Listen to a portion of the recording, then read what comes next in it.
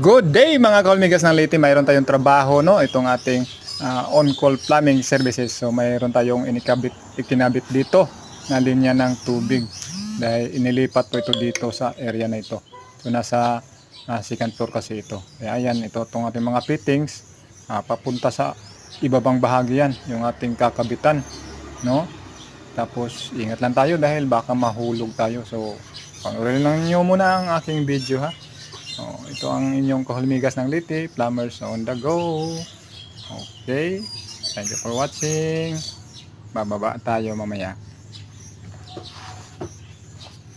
Okay, yan po ang makina dyan. Yan ang motor pump na nag-supply ng tubig. At yan po ang area, no? Na yan, yung dalawang linya. At mayroong in, out, and supply. So yung pinagsama na lang natin dyan sa itaas. So napaka taas po, delikado po talaga ito kung walang scaffolding. Kaya yan, puntahan natin dun sa itaas, silipin natin dun, no? So nasa second story talaga.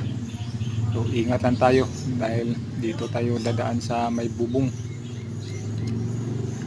Ayan, nakikita nyo itong stairway to heaven.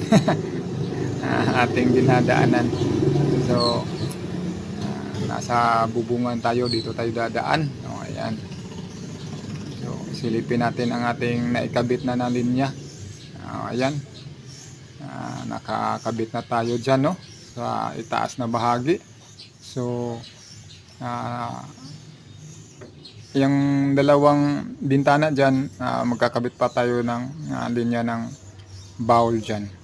So ayan, kompleto na yan, ready na ang supply ng tubig. Tapos bababa na lang tayo para matignan natin ang mga linya doon. So kunting ingat lang dahil napaka taas po nito. So ayan, napapunta na dyan sa ibabang bahagi, kaya puntahan natin para makita natin ang na finish project natin, no? Okay, dahan-dahan lang tayong bababa dito, baka tayong malaglag. Ayan, yan na po ang nating finish project. So naikabit na lahat yung linya ng supply at saka yung pag drain. So bali tatlo yan. Ayan, in, out, at saka yung pag drain. So dyan lang natin ilagay para iwas disgrasya.